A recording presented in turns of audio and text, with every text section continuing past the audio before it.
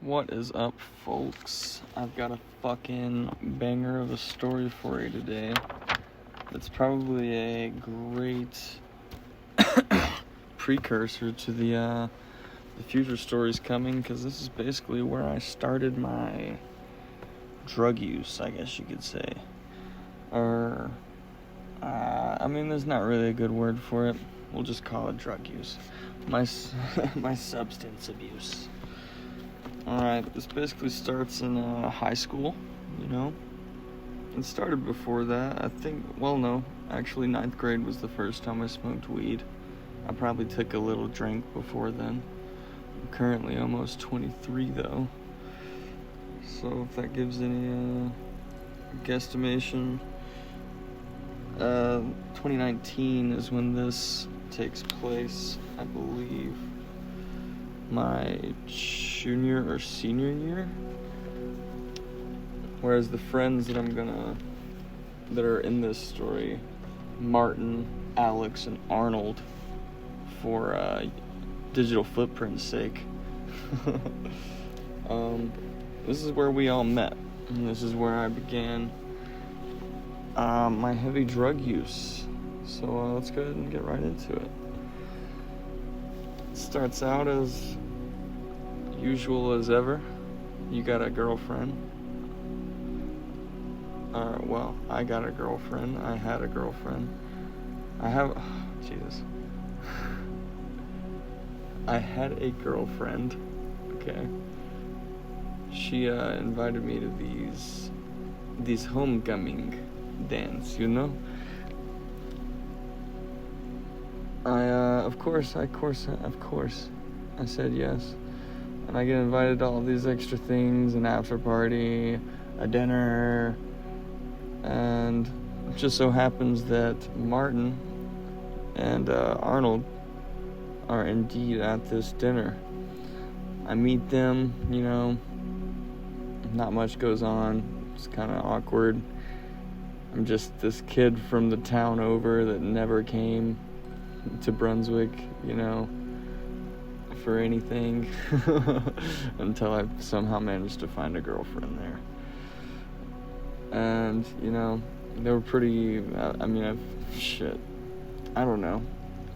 Friends, right? That's what they ended up becoming somehow, some way. You never know how it really starts. It kind of just happens. And currently all of those friends are still in my life. They're pretty dope dudes. Pretty fucking dope dudes, if I do say so myself. But other than that, we show up to this party. This is where it really, kind of starts off. I meet officially, now that I've got a little bit of alcohol and weed in me, the boy Martin. And, he's on a Xanax. I saw him take it earlier that day, oddly enough, at the dinner. I heard them talking about it, and I was, hoping they were talking about, acid or something, because that's what I was pretty much, into at the time. I smoked weed. I tried acid a few times by then. I'd even had a hospital acid trip, which we'll talk about in another video. But I had all that happen, and I'm bad at speaking. Gotta get better at this. But okay, I met Martin. I even met Caleb. I met Alex, and I met Arnold, all throughout this homecoming time. And at this homecoming party, Adam shows up. He's got a bottle of fucking moonshine. Disgusting. He is also on Xanax. There's a lot of bad combos going on here. Just for future reference of anybody that wants to partake in dumb shit, don't mix it up. Don't fucking mix Xanax and alcohol. Don't mix Xanax with anything, honestly. Don't mix alcohol with anything either.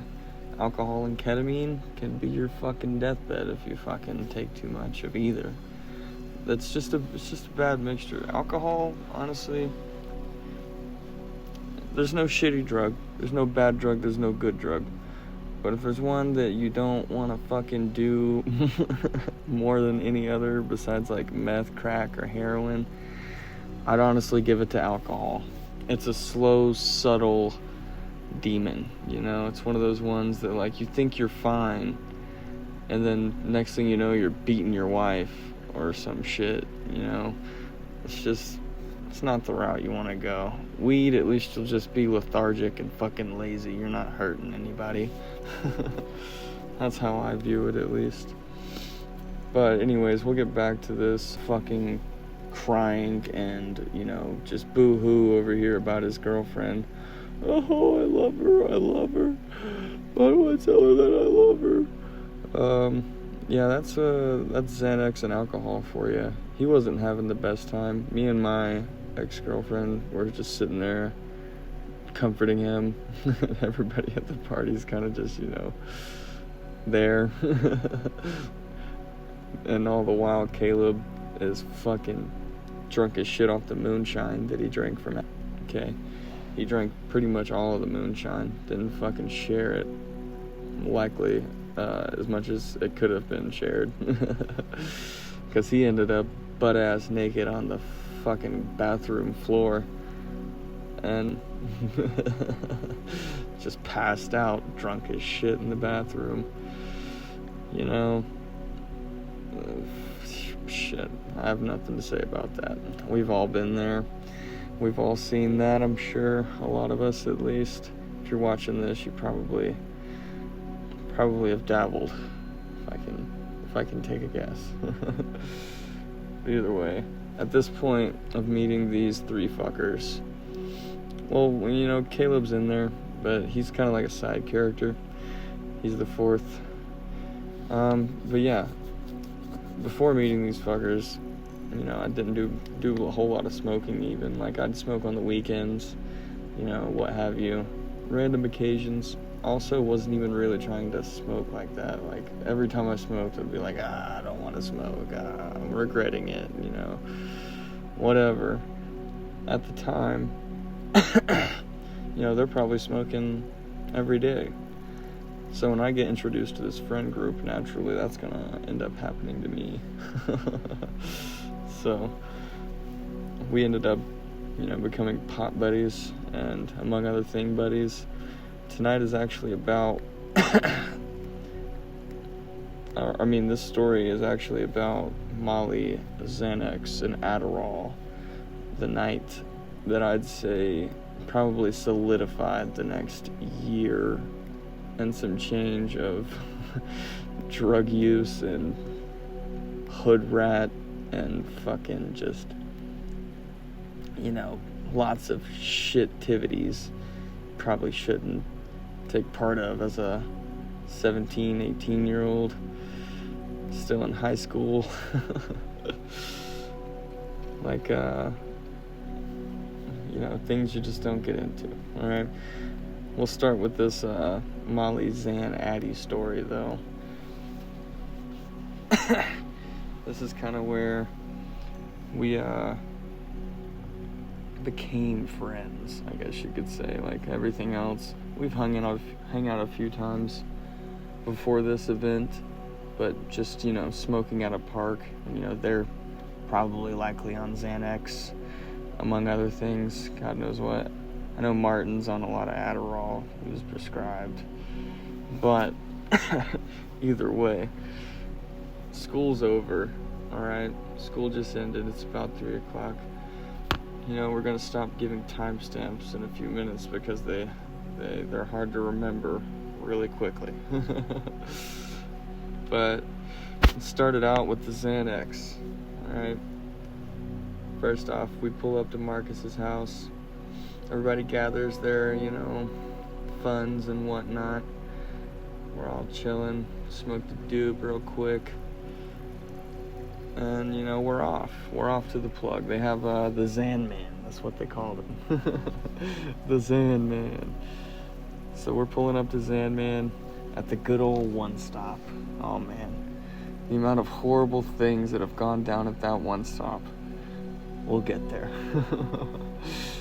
But we grab our Xans. I've never done a Xanax before at this point. They've kind of just introduced me to this freely.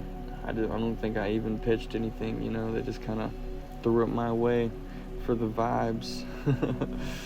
And yeah, I guess from there is where it gets a little fuzzy.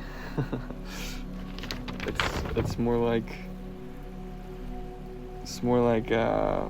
just me laying down on the fucking ground at this point, especially after smoking, a shitload of weed. Given Xanax and weed is probably the sleepy combo. I can assume. I personally did not dabble too much further with Xanax after this, luckily. Very luckily. When I met these guys, they were probably a good month or so or two into their Xanax bender, and I guess I kind of just showed up right in the middle of that, right at the tail end, because after that point we didn't do much, and after this point we stayed together pretty much the rest of the fucking time until we ended up splitting, which is me moving to Colorado. But either way, I had basically fucking smoked myself to sleep with the boys, and we just talked a lot of shit and whatnot. God knows what happened in March that afternoon. Fucking, I know that I woke up and they were out of Xans and they wanted more, and there was lines of Adderall on the singular desk, the only piece of furniture in the room at the time, mind you. Along with a chair, of course, and then a bed in the corner. That was the only things in this room at that time. Which is crazy to see the evolution of that. We'll get into that later though. But I'd never snorted anything before. I've taken Adderall. I'd taken Adderall a couple times by then. I'm not a stranger to it. But snorting it, whole new ball game for me. Playing with my nose was not part of the initial plan. But this is where it began. And I snorted that Adderall, and we got on our fucking way to look for some Xanax, which sadly to report for them, their Xan plug was no longer available that night. It was probably like 11 p.m. already by the time the first fucking wave of drug use was over. And we I think this is when we pulled up the 5 Points. It's this like 24-hour convenience store in the part of town where your parents tell you not to fucking go, just because it's probably ridden with drugs and crime and poverty and whatnot. But we're waiting there, kind of just scouting around. Eventually this lady comes up to us. It's this older African American girl. She probably was in her 30s or 40s. She just, she came up on some, pretty, she's like, these guys look like they need some drugs. Let me fucking get them to them, And that's what she did. She walks right up to our car, hit the window up and fucking asked us if we needed anything. And of course, we asked what she got. She said, we got Molly. I got Molly. Shit. Molly. Fuck it. We're doing some fucking Molly. And preface to that, this is most definitely not MDMA. Not Molly. Please, for the love of God, test your fucking drugs, especially if you're over on the east side. Drugs are really fucking dirty over there. Like anything. If they call it Molly, if they call it ecstasy, check it, please, for the love of God.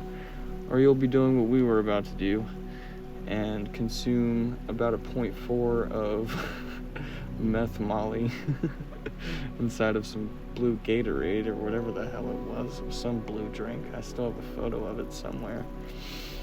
Don't know where though, so sadly can't show you that. But yeah, we picked up about 2 grams from her.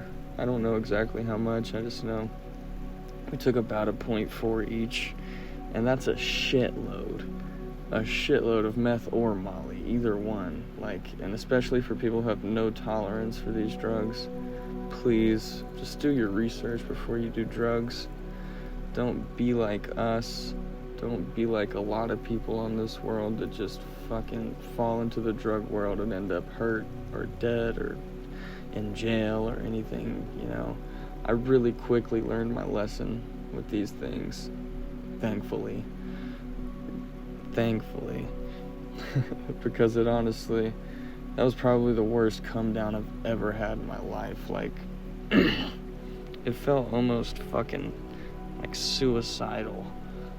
It was fucking horrible waking up after that bender.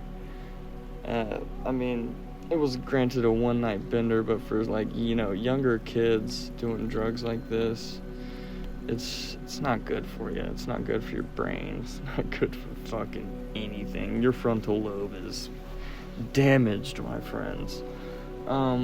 Past that. This was probably the part that, like, really solidified the friendship, the molly. And granted, there wasn't a lot of molly. There was probably only, like, 25% out of fucking, you know, all the powders that were there were probably MDMA. Because it did feel good. You know, it definitely had some MDMA in it. And I've taken that now, the full, real, pure, tested thing before now. Or I mean, it's not now, but, like, you know, I have. And it is a whole different ball game than the shit we took that night. But granted, either way, the shit brought us together. We probably tweaked for about 12 to 14 hours. And it was probably, I mean, definitely the meth, of course, that had us up for a while. But, like, we were very talkative. I've never taken meth purposefully, or smoked it, or injected, or anything like that. I have not gone far down the rabbit hole in that regard, only on accident, more than a few times. There's a couple more instances where this actually happened after the fact, where we still had not yet realized that we were kind of taking some pretty shitty molly. And, you know, inevitably we ended up finding better shit via the dark web. Probably the only trustable place to get drugs, if you know where to look, on the east side of the country, because that shit's fucking horrible over there.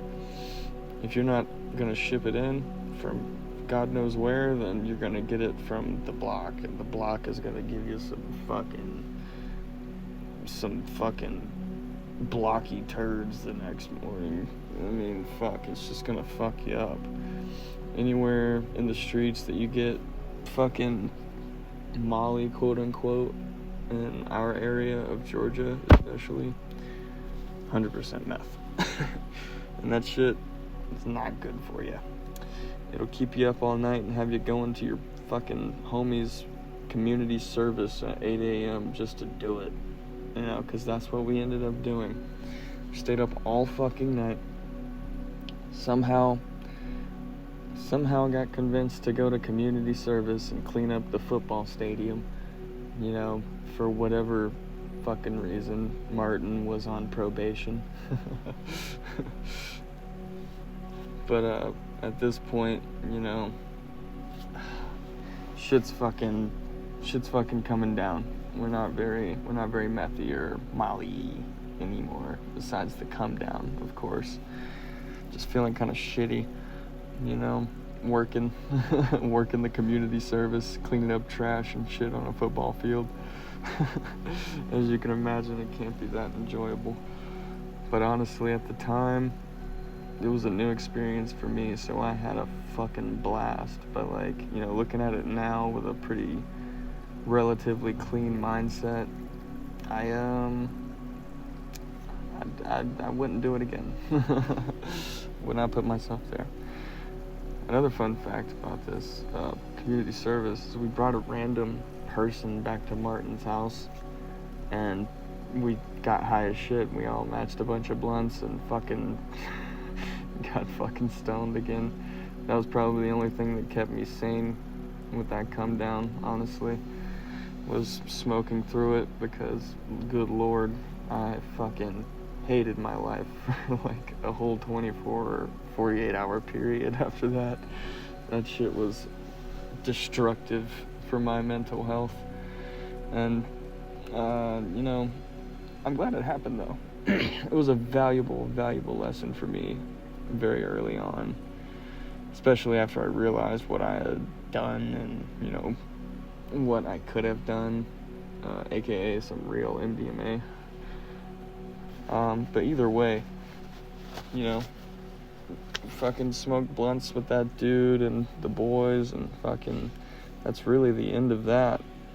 It's the end of like the bender, I guess you could say. But the next day was a whole new fucking, you know, life, I guess, for us. It was kind of the tipping point of friendship, however you can word that. I don't know.